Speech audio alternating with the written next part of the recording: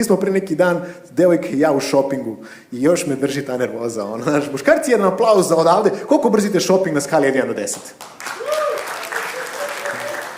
Ali kako ga je ona pogledala, vrate? Kako ti kući nećeš doći, vrate? Ima ona tebe da juri ulicom i ti ćeš biti oj, pa ću da ga primim, Ne, ali to nije zbog tebe, niti zbog vas, devojaka. Jednostavno, šoping za muškarce nije fair. Jer pogledajte danas kolike šoping molove, radnje imate. Svaka je radnja 3000 kvadrata. Ja uđem unutra, recite mi da je muško deljenje, čas sve da kupim. Vidite onaj ćošak tamo? U tom ćošku ima ćošak, pa vi proverite, pa nađite ako vam se nešto sviđa, što nije fair. Jer ja dođem, ja probam, ja kupim jebot. Ako mi ne odgovara, ja ga vratim, ja ga složim bolje nego se ga našojem. Vi ni ne probate, vi ga nekako ovako podignete, pa ovako nekako vratite. Ja sam mislio, moja devojka mrzi neku devojku u radnji, ne, vi se sve mrzite jebote. Vi samo idete, podižete i rasturate ovako. Više vam ni ne slažu, bacajmo ovako na gomile, vam pa se jebite, znaš. Mada, vi ste krive za šoping kad se ide za posebne prilike. Išli smo na svadbu, moji devojci su nedostajali cipelice. Za one koji ne znaju, to traje minimum 5 dana. Prođe se 500 km, uđe se u 500 radnji, Ljubo, ajde uđemo u ovu pekaru, ko zna, možda ima i tu nešto. I sad to ovako izgleda. Prva 3 dana vi se upoznajete sa cipelama na dodir. Vi ih nešto pipkate, one vam nešto govore, vi pravite neku bazu podataka. A posljednja 2 dana se lomimo oko 2 para. To nisu 2 para na istom rafu, ni u istoj radnji. Jedno su na ovom delu grada, drugi su na ovom delu grada. Pa Ljubo, ajde da probamo još jednom ovaj, pa da probamo još jednom ovaj, pa još jednom ovaj, pa još jednom. Pa ih slika, pa ih snima, pa ih šalje mami, tetki, sestri. Pa šta misliš, pa kako će da mi stoji? I ne posle 5 dana agonije, ona ode na svadbu u starim cipelama jer je nove žuljaju. Ovo ne zaslužuje aplauz. Ne. Jer ovo nije kraj agonije. Sad ima nove cipele, ima novi problem. Nemam šta da obučem. Rekao, Ljubavi, bili smo pre mjesec dana na svadbi i nosi to što si tad nosila. A glupo je. Jer je opšte poznato da na svadbama on ulazi, stoje ljudi sa slikama sa prethodne svadbe i kao,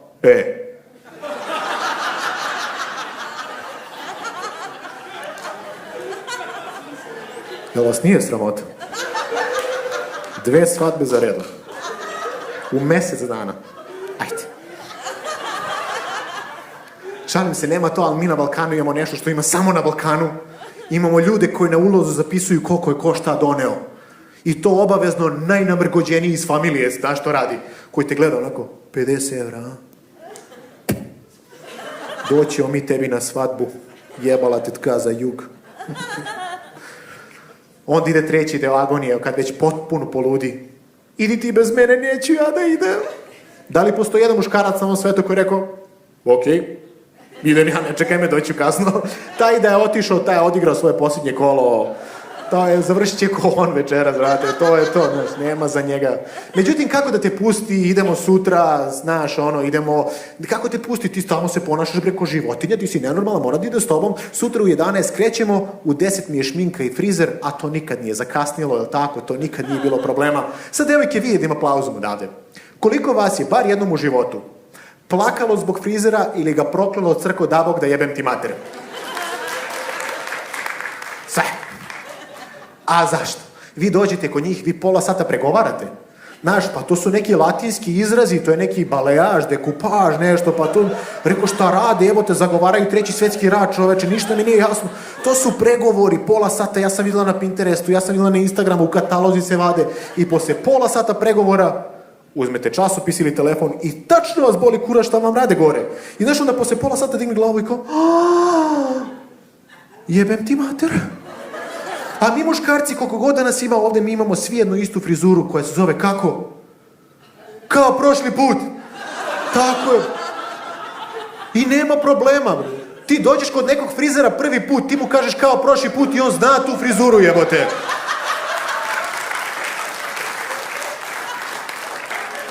Kao prošli put, nema problema.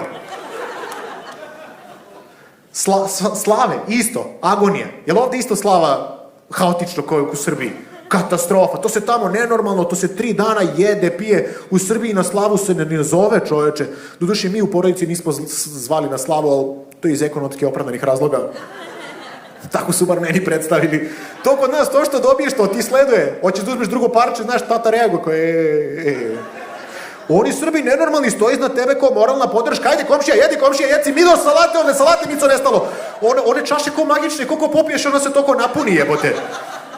Nije ni čudo, svi na kraju slave ko čepijani. I svi dolaze i svi odlaze kolima sa slave. Rekao, jebote, kako?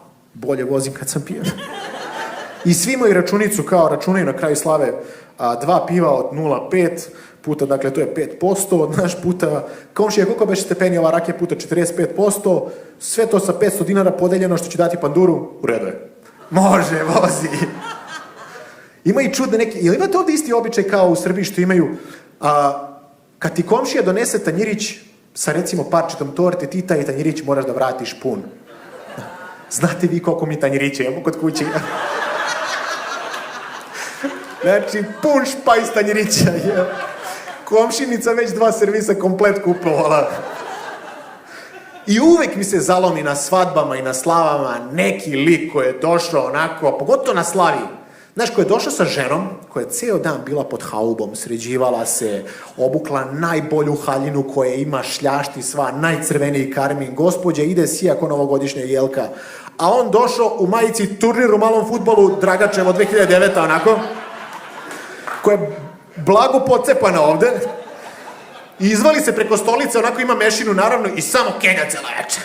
Ja znam zašto je krenuo rat u Ukrajini, ja znam, znaš, on sve zna. I onda mene kao, ti si iz Skoplja. Rekao, ne. Ja sam služio vojsku u Skoplju, ti mora znaš Dimčeta.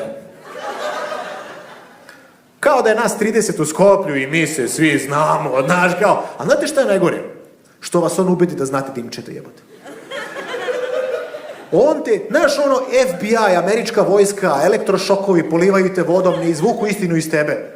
Ali te ovaj ubedi da znaš Dimčeta, jebote, Dimče, jebote, na pumpi što je radio, jednu pumpu je mu Skoplju, znaš kao, Dimče na pumpi što je radio, brate, Dimče sa cecom što se zabavljao, znaš, Dimče. Ti posle pola sata imaš sa onaj samoglasnik neprijatnosti, Dimče sa pumpe, ma da, sa pumpe, Dimče, što ne reče odmah, jebote. Ti imaš te samoglasnike neprijatnosti u nekim situacijama, to je, kad ti ovaj poznaje sa Dimčetom, a drugi je, kad ti ide neko u susret, i po osmehu mu vidiš da te zna. A ti ga kroz maglu znaš, ali imena nema šanse setiš. I onda si u fazonu, tražiš ime u glavi, nema šanse setiš, i kad je gusto ono, desi Miki, znaš, desi Miki ili Baki, to su sjajne zamenice, evo te. I tu se ne završava agonija na svadbama, dođu slike. Mi muškarci, mi smo spremni da izgledamo lepo na svadbi prvih 15 minuta. I nosimo naravno odelo sa mature. Znaš, ja još čuvam moje sa male mature, znaš, paše što da ne. Ali ja imam sako i kravatu na sebi prvih 15 minuta, možda do predjela. Posle ne znam, gde mi je sako, gde mi je kravata, s kim sam došao, na čiju svadbu sam došao. Jebe mi se, znaš, i onda stignu slike. Ti si na njoj ispao majka da te ne prepozna koliko si ružan. Ona je ispala prelepo i gleda kao, ova nam je prelepa. Ovakvu sliku nikad nismo imali. Mora da je kupimo. I onda da 200 evra na slike, stavi ih u biblioteku i više ih nikad ne vidimo. Jeste se večeras dobro proveli, generalno na ovom festivalu? Znači, možemo da nastavimo sa stand-upom generalno u Makedoniji, u regionu, da. Ja sam srećan kad ljudi kažu da, super je posao koji radite, jer mi smo stvarno naši da se bavimo nečim čime volimo da se bavimo. To nije lako u životu. Nije lako naći čime želiš da se baviš, jer pre svega kao dete imaš jedan san, a s druge strane imaš roditelje. A što roditelji umeju da ti useru svaki san, jebote. Rekao, nije ni čudo što ovi superheroji, niko nema roditelja od njih, jebote. Zamisli, hoćeš da budeš superheroj.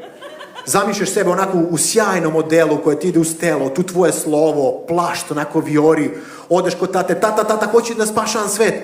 U ovome, sine, pedera sam napravio, jebe ti život. Onda odeš kod mame, mama, hoću da spašavam svet. U ovome, sine, pa ovo je tanko, nema ako da ideš pa prehladit ćeš si prav posao, pa znaš kao, mama, nemoj da brineš, ja ću da letim. Da leti? Drogira se. Onda odeš kod babe, baba, hoću da spašavam svet. Važi, sine, aj ti nešto da pojedeš. I nikad ne odeš, jer babu ne možeš da ubediš da nisi gladan. Ti kažeš, nisam gladan, a baba ima neznačajan pogled. Samo malo. Moja baba je iz Skoplja.